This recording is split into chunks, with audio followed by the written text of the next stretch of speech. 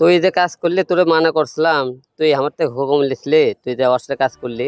তোরে যদি আমি কিছু না করতে পারি তুই কার সাথে লাগছস তুই জানোস না। মানে অনলাইন জগতে আমি কিভাবে টিকে থাকি সে দেখবে। অনলাইন জগতে তোর ফেসবুক ইউটিউব তোর কিভাবে টিকে থাকে এটা আমরা দেখবো। যখন আমাকে ঠেট দিছে তার একদিন পরে আমার ফেসবুক পেজটা উনি নষ্ট করে ফেলছে। সে তো যাত্রা করায় আর তার বউর সাথেই তো সে যাত্রা করে, তারপরে হচ্ছে অন্য কাজ করে। অনেক মেয়ের সাথে আমি ভিডিও বানাইছি। হিরো আলম ভাই রিয়ামণিকে দিয়ে আমাকে নক দিছে।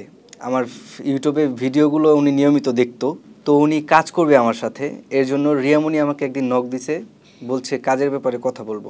ডান্স ভিডিও তারা একটা ভিডিও করবে, সেটা আমি করে দিব। তারা বিনিময়ে আমার থেকে ডান্সগুলো দেখবে, সেটা আমি ডিরেকশন দিব।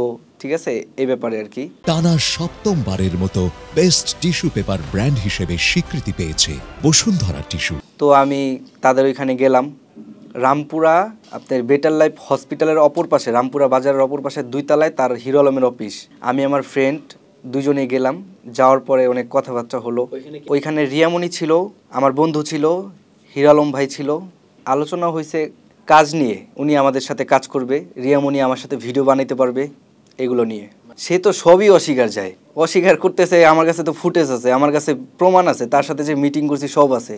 কারণ তার মতো তো জোগাড়িগিরি করি না আমি, তাই না? আমি হচ্ছে ইউটিউবার। সে উল্টাপাল্টা বিভিন্ন ধরনের ক্লেম দিচ্ছে আমাকে, এইটা ওটা। জিটিটা করছি, সে আমাকে হুমকি দিছে, সে আমার কিছু করতে না পারলে সে এই ঢাকা শহরে থাকবে না। ইভেন আমার ফেসবুক পেজ ইউটিউব সে উড়িয়ে দিবে। মানে অনলাইন জগতে আমি কিভাবে টিকে থাকি সে দেখবে। এখন ভাই আমি দীর্ঘ 13 বছর ধরে ইউটিউবিং করি, ফেসবুক পেজ ব্যবহার করি। সো আপনারা ঘাটলে দেখবেন তার ইউটিউবের চ্যানেল খোলার আগে, আমার 1 বছর আগে আমার ইউটিউব চ্যানেল ক্রিয়েট করা, তার বহুত আগের থেকে। আর ফেসবুক পেজও অনেক আগের আমার। ঠিক আছে, এই বিষয়টা হচ্ছে উনি আমার ফোনে ফোন দিছে।